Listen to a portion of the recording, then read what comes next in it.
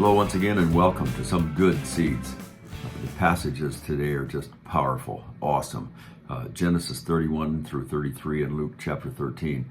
And specifically, I'm thinking about Luke chapter 13 and more specifically verses 24 and 25. Listen to what they say. Strive to enter through the narrow gate. For many, I say to you, will seek to enter and will not be able. When once the master of the house has risen up and shut the door, and you begin to stand outside and knock at the door, saying, Lord, Lord, open for us. And he will answer and say to you, I do not know you.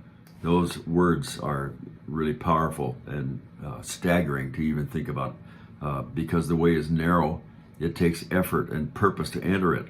A narrow gate also implies that you can't bring any unnecessary things along with you. Therefore, we must strive. And literally, the word there in the original language is agonize in order to lay those things aside and to come in. And again, the original word for strive has the idea like a struggle or even a prize fight.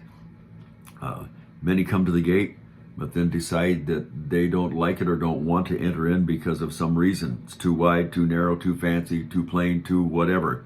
You can criticize the gate all you want, but it's a terrible, terrible thing to refuse to enter into the gate.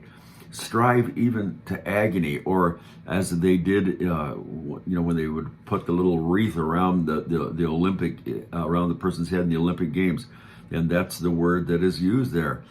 It's just so powerful. Strive to enter through the narrow gate isn't a call to save yourself by good works. You're not getting to do this by yourself. Good works aren't the right gate. Or one may strive to enter all life long, but if it isn't the right gate, it makes no difference.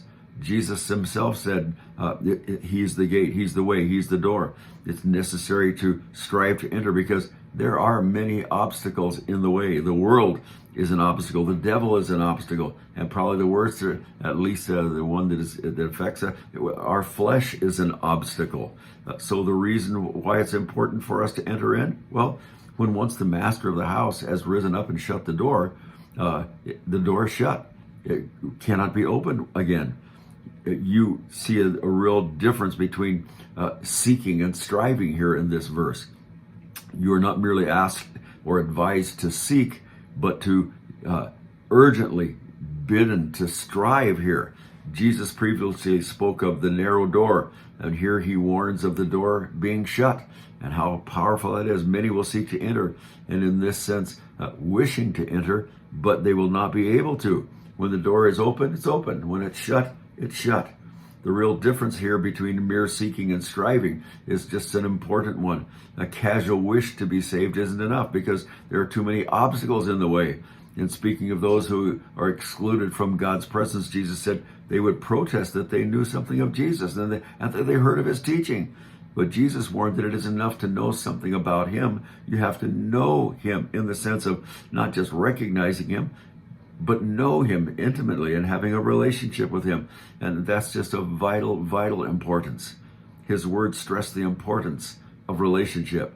I do not know you, and that affects the manner of living. I don't know your works. It's just a powerful statement. You are workers of iniquity.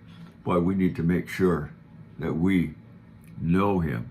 And I'm so grateful today that I know him and that I have entered in through the door by God's grace. Amen. May the Lord richly bless you today as you continue to trust and believe and be obedient to his word. Amen.